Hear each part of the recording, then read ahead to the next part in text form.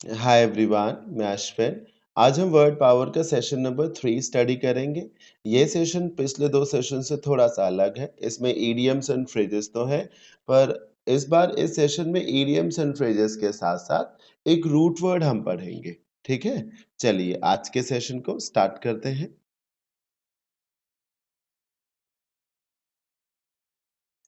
जी, आप मुझे फ़ॉलो कर सकते हैं टेलीग्राम चैनल पे। मेरा टेलीग्राम चैनल है अश्विन क्लासेस फॉर इंग्लिश के नाम से और जो मेरा ट्विटर अकाउंट है वो है @ashwinLKO। आगे बढ़ते हैं और सेशन को स्टार्ट करते हैं।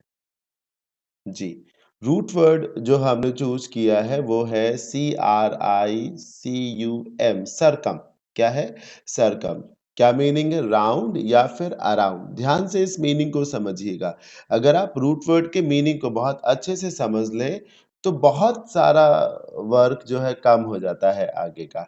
राउंड मतलब गोल-गोल, अराउंड मतलब चारों तरफ। तो सरकम का क्या मतलब है? गोल-गोल या फिर चारों ओर। एक ही जैसी बातें हैं, पर थोड़ा-सा अंतर है। एक होता है कि आपने एक सर्किल बना दिया, ये गोल-गोल हो गया और एक होता है कि आप यहाँ पर हैं, फिर आपने इधर भी नज़र दौड़ाई, इधर नज़र दौड़ाई, इस तरफ भी देखा, इस तरफ भी देखा, तो ये चारों ओर हो गया। तो सर्कम रूट वर्ड का क्या मतलब है? राउंड, गोल-गोल या फिर अराउंड, इधर-उधर चारों ओर। पहला वर्ड सरकमफेरेंस है।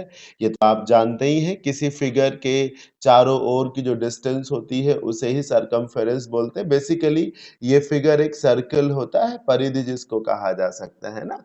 हाँ, ये जैसे ये देखिए ना, ये सेंटर हो गया सर्कल का, वृत्त जिसको कहते हैं और ये जो गोल-गोल घेरा हम दिखा रहे हैं आपको, ये सरकमफेरेंस है एक तरीके से। तो ये तो वर्ड आपको मालूम ही था। हाँ, ये ज़रूर आपको अच्छा लगा होगा जान कर के कि जो मैंने सरकमफेरेंस याद कर रखा है, उसका मीनिंग ये इस वजह से है क्योंकि इसमें सरकम रूट वर्ड है। अब अगला वर्ड बेहद ख़ास है, ठीक है? पहली बात सरकमफेरेंस भी एक नाउन है, ENCE पे रुका है इस वजह से नाउन है। याद रखिए कि यहाँ मैं लिखता हूँ कि ENCE या ANCE ये नाउन है और इन्हीं की जगह जब ENT या ANT लगता है तो वो एडजेक्टिव हो जाता है। जैसे आप बोलिए ब्रिलियंस तो ANC आएगा नाउन, आप बोलिए इंटेलिजेंस ENC आएगा नाउन, फिर आप बोलिए ब्रिलियंट ANT आ जाएगा या इंटेलिजेंट बोलिए तो ANT आ जाएगा या इम्पोर्टेंस बोलिए तो ANCE आया, नाउन होगा वो और इम्पोर्टेंट बोलिए ANT आया तो एडजेक्टिव हो जाएगा। अब अगला वर्ड जो सर्कमलोक्यूशन उसको देखिए। सर्कमलोक्यूशन के आखिर में TION है। याद रखिए कि TION, SION, डबल SION या SON ये सब सफिक्स में अगर मिले शब्द के बाद में मिले, तो ये सब नाउन के सिम्पटम्स हैं। अच्छा तो सर्कमलोक्यूशन इसके चलते नाउन हो गया। अब इसमें जो आप LOC देख रहे हैं ना LOC it is also a root word और ये मतलब ऐरा-गैरा रूट वर्ड नहीं बेहद इम्पोर्टेंट रूट वर्ड है। मैं बता रहा हूँ आप इसे लिख लीजिएगा और गूगल करके देखिएगा। LOC का मतलब होता है बोलना, समझ रहे हैं ना? हाँ, बोलने से रिलेट करेगा। LOC, LOQ ये सब बोलने से रिलेट करेगा। तो सर्कमलोक्यूशन मतलब जब आप घुमा-फिरा के बातें करें, गोल-गोल घुमा दें। किसी मुद्दे पर बात हो रही हो और आप सीधे-सीधे बात ना करें बल्कि गोल-गोल घुमा दें, इधर-उधर की बातें करने लगें, है ना? ये नेगेटिव वर्ड है, क्या गोल-गोल घुमा के बात करना चाहिए किसी को? नहीं, स्ट्रेट बात करनी चाहिए। A long winded way of speaking मतलब बहुत बढ़ा-चढ़ा के, बहुत एक्ज़ैजरेट करके, इलैबोरेट करके, गोल-गोल घुमा करके अक्सर जो पॉइंट है, जो मुद्दा है, उसकी बात ना करना। As a politician, the senator had senator की बोलते हैं किसी संसद के सदस्य को had no problem using circumlocution to make his responses sound honest। हाँ, लोग ऐसे ही करते हैं, बढ़ा चढ़ा के गोल गोल घुमा फिरा के बातें करते हैं ताकि ये लगने लगे कि हाँ वो बहुत जानते हैं और बड़ी ही ईमानदारी से निष्पक्ष होकर अपनी बात रख रहे हैं। अब अगला वर्ड सरकमस्पेक्ट है। देखिए अब ध्यान से देखिए कि सर्कमलोक्यूशन में सब कुछ रूट वर्ड से ही समझा जा सकता है। सरकम गोल गोल, LOC बोलना, कुछ ऐसी ही कहानी सर्कमस्पेक्ट की भी है। ये एक एडजेक्टिव है। सरकम का मतलब है गोल-गोल या चारों ओर। स्पेक्ट मतलब होता है देखना। स्पेक्ट मतलब देखना। हाँ, आप चश्मा जो लगाते हैं उन्हें स्पेक्स ही तो बोलते हैं, स्पेक्टेकल्स बोलते हैं। बहुत सारे वर्ड्स हैं जो दर्शक किसी मैच को देखने आते हैं, वो स्पेक्टेटर्स कहे जाते हैं। तो दर्शक देखने से संबंध आएगा। जो निरीक्षक होता है, जो निगरानी रखता है, निगरानी रखने वाला देखेगा ही तो सब कुछ, उसे इंस्पेक्टर बोलते हैं, इस काम को इंस्पेक्शन बोलते हैं। तो स्पेक्ट मतलब देखना, सरकमस्पेक्ट मतलब चारों ओर देखना। जब आप चारों ओर देखेंगे तो इसका मतलब क्या है कि आप अलर्ट हैं, आप कॉशियस हैं एक तरीके से, आप कहीं से भी लापरवाह नहीं हैं, यही इसका मीनिंग है। अगर आप सरकमस्पेक्ट हैं तो ये पॉजिटिव वर्ड है। आप सोच समझ कर के बहुत ही कॉशन के साथ अपना कदम आगे बढ़ाएँगे, तो इस this is called to be circumspect. Careful of things happening around, आपके इर्द-गिर्द जो कुछ भी हो रहा हो, उसको लेकर आपको बहुत ही सतर्क रहना, है ना? अलर्ट रहना। In this day and age, आज के समय में, you need to be circumspect about giving out too much personal information on the internet. ये सुझाव के रूप में दिया जाता है कि आज के समय में जब साइबर क्राइम इतना ज़्यादा बढ़ रहा है, तो आपको अपनी पर्सनल इन्फॉर्मेशन देनी तो पड़ती ही है नेट पे, लेकिन बहुत ज़्यादा पर्सनल इन्फॉर्मेशन ना दें, सतर्क रहें अपने बारे में बहुत कुछ बताने से पहले ऑन सोशल मीडिया प्लेटफ़ॉर्म्स, सतर्क रहें, ठीक है? अब अगले वर्ड की तरफ चलते हैं, सर्कमस्टेंसेस। ये भी आप जानते हैं, ऐसा नहीं कि मेरे माध्यम से आप जानते हैं। सर्कमस्टेंसेस परिस्थितियों को बोलते हैं। इस वर्ड में जो खास बात है वो देखिए क्या है। सर्कमस्टेंसेस की खास बात है इसका प्लूरल होना। ये जो एस लगा है, ये लगा ही रहता है, ये हटता नहीं है। Circumstances is a plural noun. याद रखिएगा, यही इसकी खास बात है। कंडीशंस बियॉन्ड विलफुल कंट्रोल, परिस्थितियां क्या हैं? परिस्थितियां ऐसी चीजें हैं जो आपके नियंत्रण में नहीं होती हैं, एक प्रकार से समझ रहे हैं? परिस्थितियां क्या हैं? परिस्थितियां अपने आप बन जाती हैं।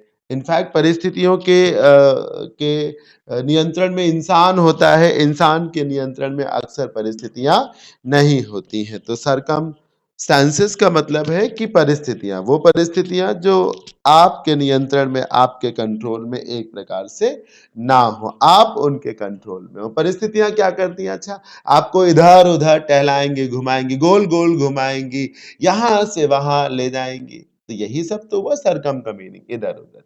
Due to the circumstances of people texting while driving, there has been an increase in car crashes among cell phone users। होता है, ऐसा होता ही। अभी 2-3 दिन पहले मैंने एक वीडियो देखा ट्विटर पे। एक एक कपल, एल्डरली कपल जो है, सड़क के किनारे-किनारे से जा रहे होते हैं और एक महिला कार में बैठी हुई होती है और फ़ोन चला रही होती है और अपनी गाड़ी को स्टार्ट कर देती है, तो वो उनके ऊपर चढ़ा देती है। तो क्या है ये? कि आप जब ध्यान नहीं देंगे तो ऐसा सब होता ही है। ऐसी परिस्थितियों के चलते एक्सीडेंट ज़्यादा हो रहे हैं। अब अगला वर्ड बेहद ख़ास है, याद रखिएगा मैंने क्या कहा, बेहद ख़ास है। सर्कमवेंट एक वर्ब है जिसका मतलब होता है बाईपास कर देना, गो अराउंड रूल और लॉ, मतलब नज़रअंदाज कर देना, इग्नोर कर देना। और ये बेसिकली शातिर होना है इसमें। मतलब आप ऐसा नहीं कि आप लापरवाही में ध्यान नहीं दे रहे, नहीं, आप सब जान रहे हैं, लेकिन आप जान रहे हैं कि अगर मैं सीधे जाऊँगा तो मेरे को फँसने का डर है। मैं आपको सरल एग्ज़ाम्पल देता हूँ, जैसे कि आप जो है हेलमेट लगाए बगैर गाड़ी चला रहे हैं, चौराहे पर चेक पोस्ट है, वहाँ पे पुलिसमैन है, तो आप क्या करेंगे? जो आप करेंगे वही सर्कमवेंट है। आप जान रहे हैं, आप क्या करेंगे? दूर से गाड़ी को निकालेंगे ताकि रोक ना सकें, या चौराहे से पहले ही लेफ्ट साइड में अगर कोई अंदर से कट हुआ तो उधर से चले जाएँगे। This is called to circumvent, avoid करने की कोशिश करना ताकि आप फँसे ना एक तरीके से, समझ रहे हैं ना? रूल्स को अवॉइड कर देना, बाईपास कर देना। ये देखिए, बाईपास एक सड़क ही तो होती है जो शहरों के बाहर-बाहर से बनाई जाती है। तो सर्कमवेंट करने का ये मतलब है। ठीक है? जैसे बच्चों के साथ जब घर के बड़े खेलते हैं, तो ऐसे बच्चों से बोलते हैं कि आओ दौड़ो-दौड़ो मेरी तरफ आओ और मुझे पकड़ो। और जैसे बच्चा उनके पास आता है, वो तुरंत लेफ्ट या राइट हल्का-सा हो जाते हैं, सर्कमवेंट कर देते हैं, ताकि वो पकड़ ना पाएँ। तो often pilot circumvent the rain by flying above the clouds. हाँ, जैसे बारिश जो है वो क्लाउड्स लेकर के आते हैं, तो अगर क्लाउड्स के नीचे प्लेन उड़ेगा तो बारिश का उस पे भी असर होगा। तो पायलट्स क्या करते हैं, सरकमवेंट कर देते हैं और क्लाउड से ऊपर पहुंच जाते हैं, समझ रहे हैं, जहां बारिश नहीं है। Because the man wanted to circumvent the immigration laws. Immigration laws मतलब जैसे आप किसी देश में आ रहे हो तो उसके जो नियम होते हैं उन्हें इमिग्रेशन लॉज बोलते हैं। He snuck into the country sitting inside a shipping truck. वो शिपिंग ट्रक के भीतर बैठ करके जो है वो आ गया, क्योंकि वो जान रहा था कि अगर वो एयरपोर्ट से जाएगा, लीगल तरीके से जाएगा तो फंस जाएगा, जा ही नहीं पाएगा एक तरीके से। हाँ, ये भी एक वर्ड है, सरकमनैविगेट। नैव, नैव मतलब होता है सर चलाना। नेविगेटर इसी से बनता है, नेवल, नेवी इसी से बनता है, नेविगेशन इसी से बनता है। नेविगेशन क्या होता है बताइए? नेविगेशन लेफ्ट, राइट, स्ट्रेट जाना, यही सब नेविगेशन है। नेवी जल सेना, नेवी को सबसे ज़्यादा ज़रूरत किसकी है? नेविगेशन की, है ना? कंपास होता है नॉर्थ साउथ की तरफ, तो नेविगेशन वहाँ होता है। सरकमनैविगेट, इधर-उधर जाना एक तरीके से, सेल अराउंड द वर्ल्ड, समुद्र की यात्रा करना, दुनिया भर घुमाना।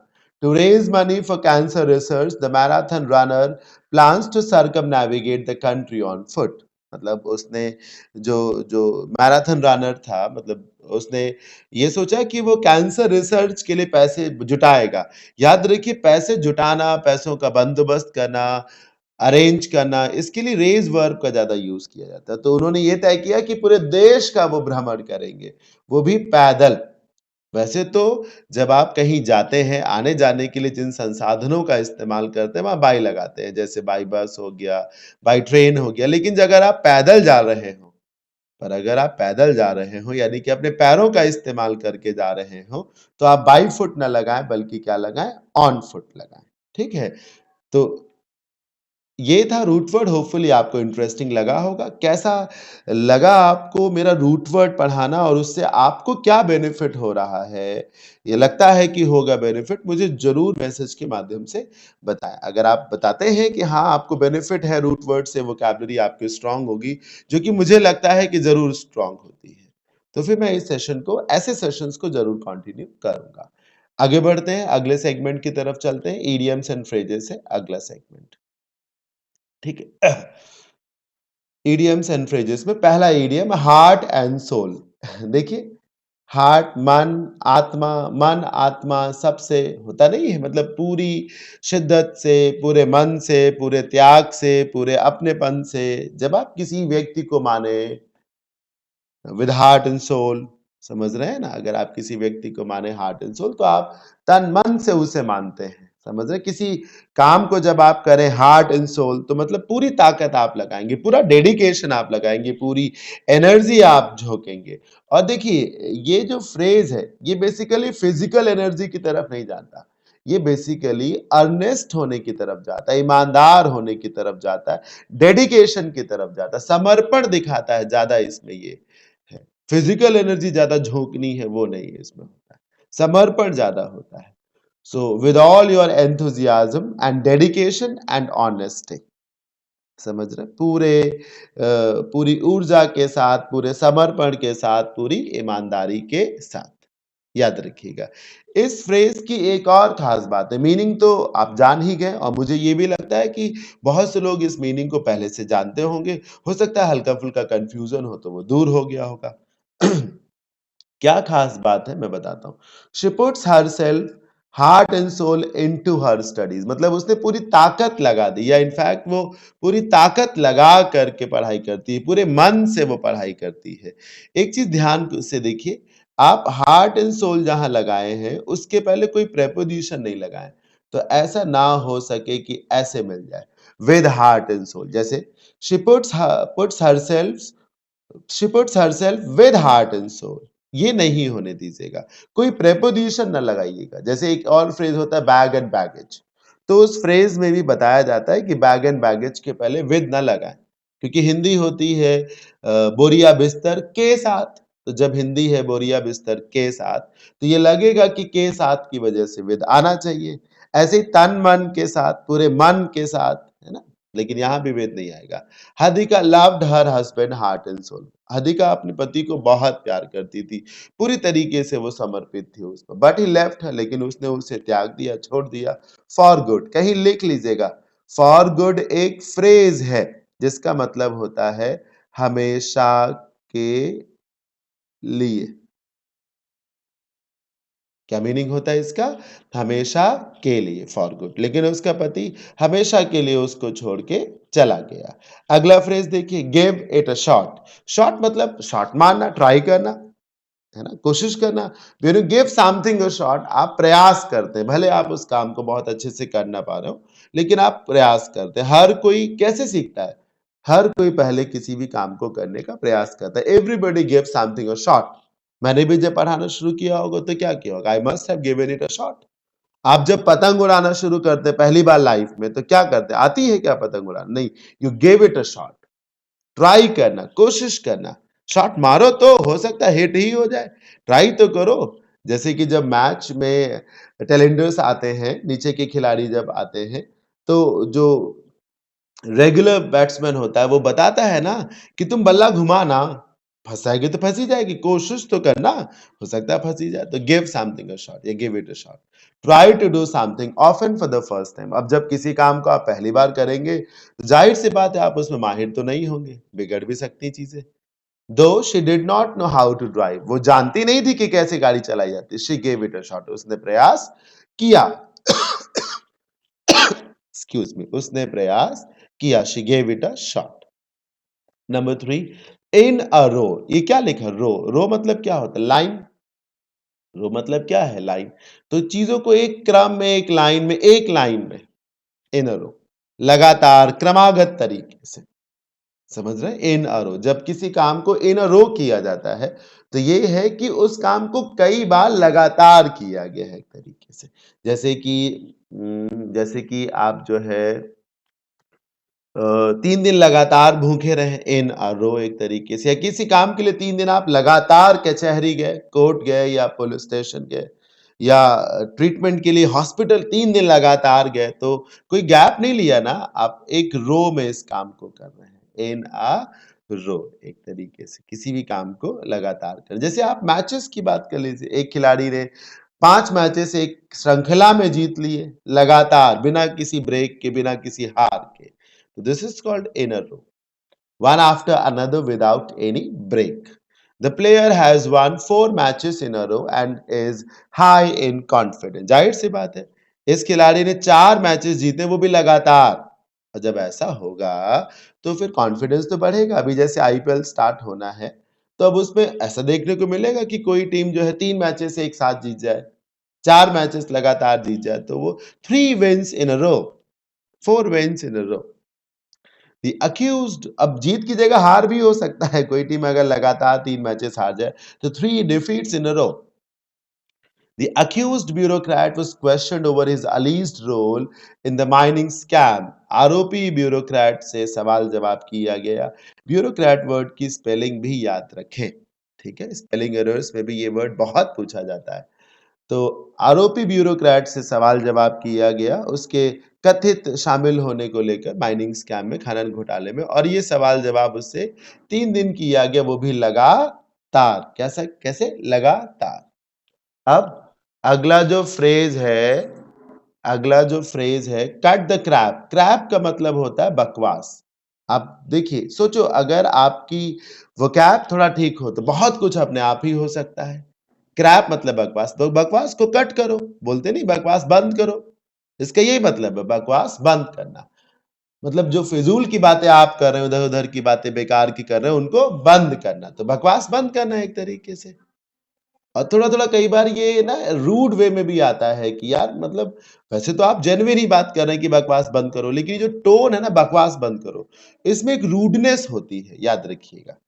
तो ये थोड़ा-सा कल्चर्ड वे में नहीं आता। Oh come on cut the crap, थोड़ा-सा कैजुअल, केयरलेस और इग्नोरेंस, एरोगेंस में आता है। Stop talking about unimportant things और nonsense and come to the point. सीधे-सीधे आना, बात करना। फिजूल की बातें बंद कर देना। Just cut the crap and tell me what you need from me. इधर-उधर की बातें, बेकार की बातें करनी बंद करो और सीधे-सीधे बताओ कि तुमको मेरे से क्या चाहिए? Oh come on cut the crap and tell me how much money do you want from me? ऐसे। ईट क्रो, अब देखो खाना, वो भी कौवा खाना। ये जो चिड़िया है कौवा, इसमें कोई एक खूबी आपको नज़र आती है? आवाज़ भी खराब है, शक्ल-सूरत भी खराब है। मतलब क्रो एक तरीके से वर्स्ट बर्ड है ना, चालाक भी बहुत ज़्यादा है, परेशान भी बहुत करता है। कोई कौवा पालता है कभी आपने देखा? नहीं। ये बेसिकली ईट क्रो का मतलब होता है कि जब किसी से कहा गया कौवे का मांस खाओ, तो कौवे का मांस खाने का मतलब आप समझ रहे हैं कि उसको उसको निम्न है यही दिखाया जा रहा है, उसने गलत किया यही दिखाया जा रहा है, उसको तुच्छ समझा जा रहा है। समझ रहे हैं? ईट क्रो का ये मतलब है कि वो निम्न है, वो तुच्छ है, वो कमजोर है, उसने गलती करी है, इसलिए अब तुम कौवे का मांस खाओ। ईट क्रो। जैसे एक और फ्रेज होता है ईट हम्बल पाई, इसमें भी होता है माफी मांगना। समझ रहे हैं? इस तरीके से admit that you are wrong, apologize for your mistakes. अपनी गलतियों के लिए माफी मांगना, ये बोलना कि आपने गलती की है या आपसे गलती हुई है। आप इसे गूगल जरूर कर लीजिएगा, 2 मिनट का समय दीजिएगा, गूगल करिएगा, आपको और पता चलेगा। वैसे मैंने बता दिया, आपको समझ में आ, कौवा खाना कोई छप्पन भोग तो नहीं हुआ। तो एक एक तरीके से बेकार की चीज़ जब आपको दी जाए, आपसे आपको ये एहसास कराया जाए कि आप निम्न हैं, नीच हैं, या आपने गलती की है, जिससे जिसके चलते आपको कोई भाव नहीं मिलेगा, वो है eat crow. You will have to eat crow is if this information proves to be fake. याद रखना, अगर ये सूचना गलत हुई तो समझ लेना फिर, हाँ समझ लेना फिर, you have to eat crow. He never ate crow all through his life, although he often made mistakes. उसने अक्सर गलती करी, पर माफी उसने कभी भी नहीं मांगी, अपने जीवन में कभी भी माफी नहीं मांगी। तो सेशन ओवर हो जाता है, तीसरा सेशन है। होपफुली आप एंजॉय कर रहे हैं, मुझे आपके मैसेजेस से पता चल रहा है। ज्यादा से ज्यादा वीडियोस को लाइक किया करें और अपने फ्रेंड्स में शेयर किया करें, कमेंट्स भी जरूर दें। थैंक यू सो मच, फिर मिलेंगे अगले सेशन के साथ। Till then take care, bye bye, have a good